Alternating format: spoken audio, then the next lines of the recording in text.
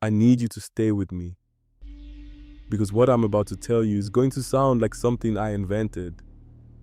I didn't. This happened to me 11 days ago. On a Tuesday overnight, I almost didn't take. At a building I am never going back inside. I've spent 2 weeks looking for an explanation. Something that fits inside the world I know.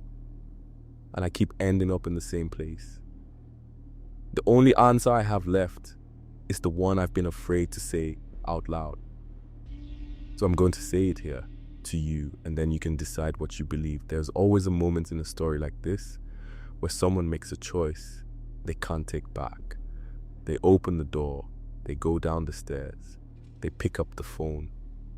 I picked up the phone more than once.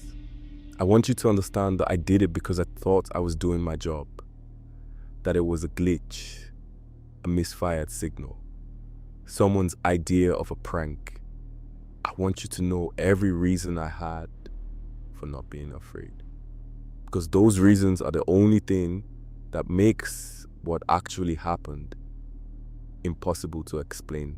I took the overnight filing position at the county medical examiner's office because that was the only job I could find that didn't require a car. A medical examiner's office is a morgue. I need you to hold on to that because it matters later. The newly dead coming around the clock. Car accidents, overdoses. The people who die alone and aren't found for a while. Someone has to open a file for every one of them.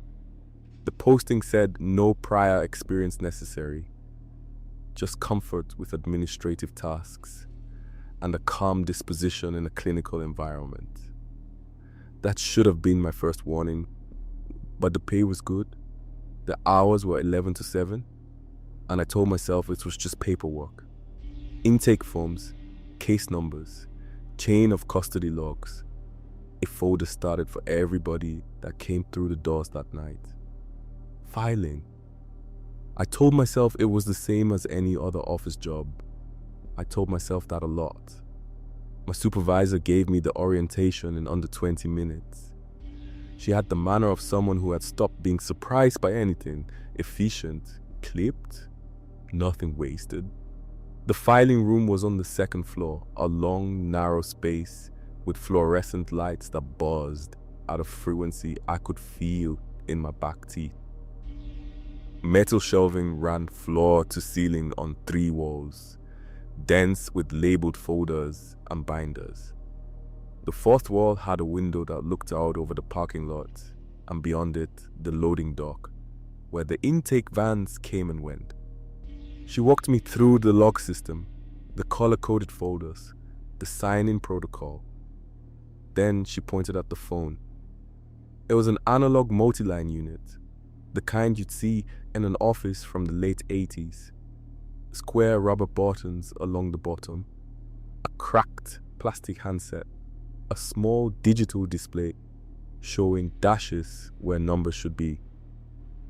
She told me it was wired into the building internal system, which ran on a separate loop from the modern lines. Most extensions, she said, were legacy, or desk lines from before the renovation, some of them running down to the level below, where the bodies were kept in refrigerated storage. If it rang, it was probably a wrong number. Someone downstairs hitting the wrong button. She said I could ignore it. She said it like it barely mattered, and then she left. The first 3 hours were exactly as quiet as you'd expect. I worked through a backlog of intake folders, matched case numbers to log entries, filed everything in the right place. The building had a particular quality of silence, not peaceful, but pressurized, like the quiet in a room after someone has stopped speaking and no one is sure they're done. Around 2 in the morning, the heating system kicked on, and the rush of air through the vents made me flinch hard enough to knock a stack of folders off the shelf. I laughed at myself, picked them up, sat back down. Then the phone rang. I picked it up on the second ring. The display showed 4 digits beginning with a 0. I said hello. There was nothing on the other end, not dead air, but a presence to the silence. A quality different from an open, empty line. And then, just as I was pulling the handset away from my ear, I heard it. One long exhale, wet and low and close to the receiver, like whatever was producing it had its mouth pressed right against the mouthpiece. Slow, patient, gone. The line didn't click off, it just became silence again. I held the handset for a long time before I set it down. I told myself it was a prank, a hazing thing, new hire, night shift, spooky building, someone's idea of funny. But I couldn't stop looking at the number on my display. I wrote it on a sticky note almost without deciding to. The way you do when some part of you has decided something matters before the rest of you has agreed. Then I opened the intake log and found the extension reference sheet clipped inside the front cover. 2 columns, staff extensions on the left, facility extensions on the right. I ran my eye down the right column until I found the number I'd written down. It wasn't a staff desk. It wasn't an office or a break room. The sheet listed it as Bay 4. Cold storage, one of the refrigerated drawers downstairs where the bodies waited. I read it 3 times. Then I pulled the night's intake paperwork, the forms my supervisor had handed me at the start of the shift. And I found Bay 4 on the 3rd page. One intake. An intake here means one thing: a dead body, tagged and logged and sealed into the drawer. Logged at 9:47 p.m., 2 hours before I'd clocked in. A case number, a body weight, condition notes in tight clinical shorthand. A dead person in cold storage 1 floor below me, and the drawer they were sealed inside had just called me. I spent 20 minutes building rational explanations.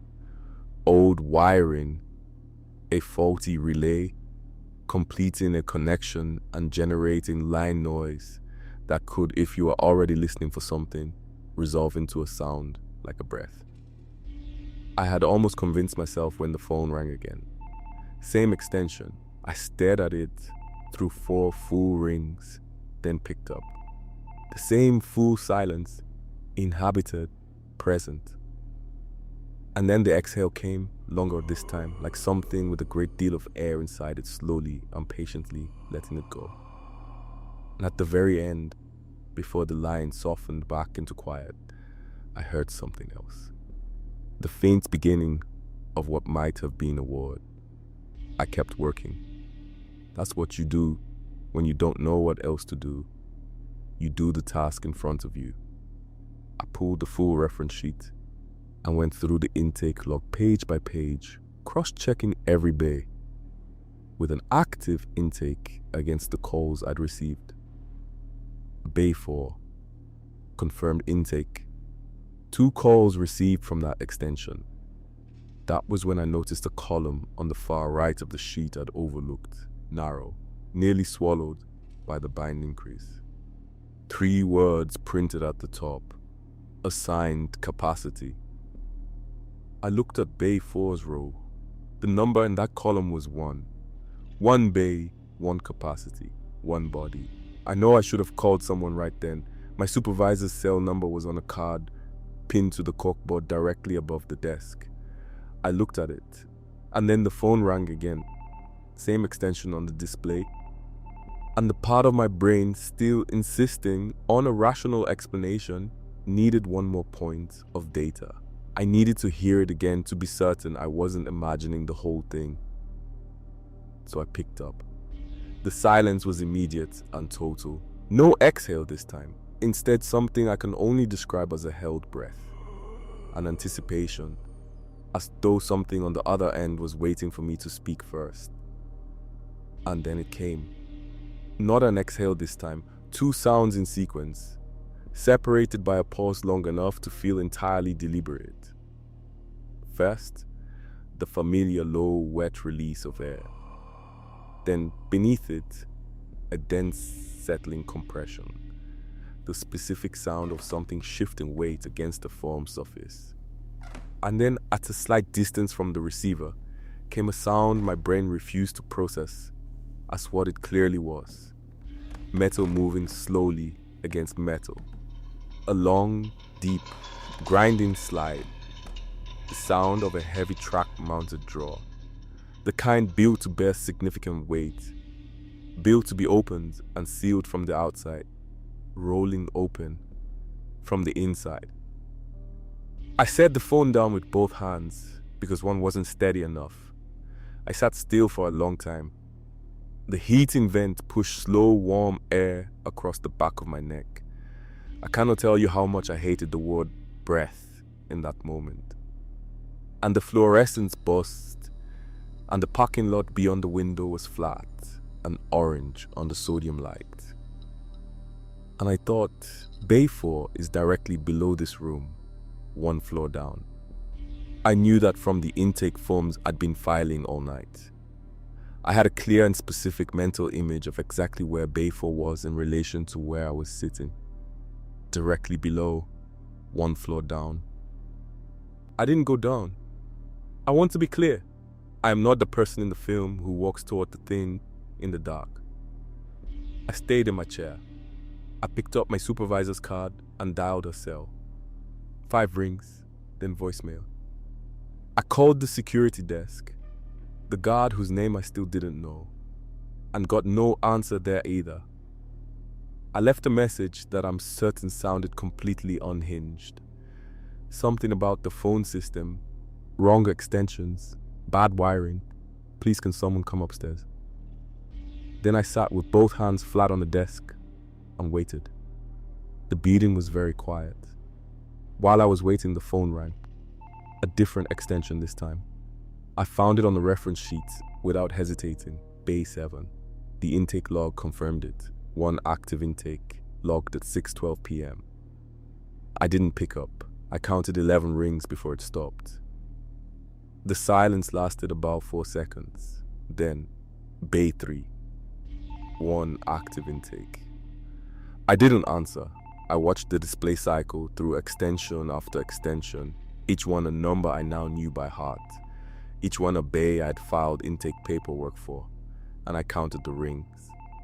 And I did not pick up, and eventually each one stopped. There were 6 active intakes in the facility that night. I had filed all 6 of their forms, held every one of those pages, matched their case numbers, noted their bay assignments. Sitting at that desk at 3:42 in the morning, I counted the calls I'd received against the bay reference sheets and understood that every active intake bay had called. Every single one. 6 bays, 6 calls. On Bay 4, assigned capacity 1, one body, had called 3 times. 3 calls from one extension assigned to one bay, assigned to one person. The math implied something I was not yet ready to do the math on. The security guard came upstairs at 4:15. I heard his footsteps on the stairs before the door opened. Solid and deliberate. The sound of someone who was not afraid because he hadn't been told to be yet. I showed him the sticky notes. I showed him the assigned capacity column. I showed him my list of calls matched against the intake log. He looked at everything with the careful patience of a man who thought he was probably humoring someone who had spooked themselves.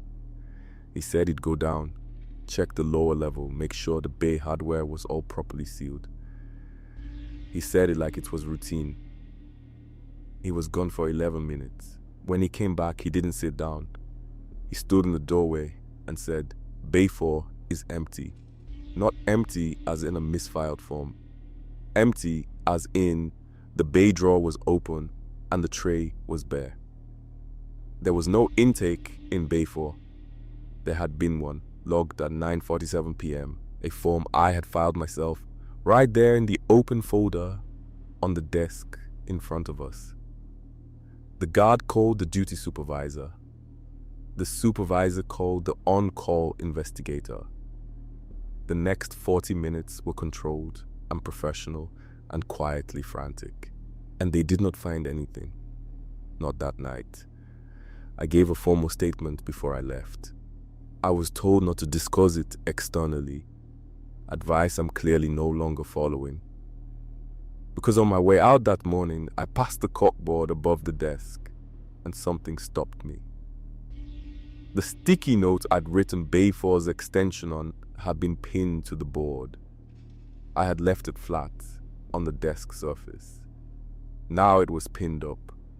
And beside it in handwriting I didn't recognize and couldn't place, someone had written a sequence of additional digits. Not an extension from the reference sheet. Not a number I could match to anything in that building. I photographed it before I walked outside. I have not called it. I don't think I will. What I keep returning to is the arithmetic. Assigned capacity 1.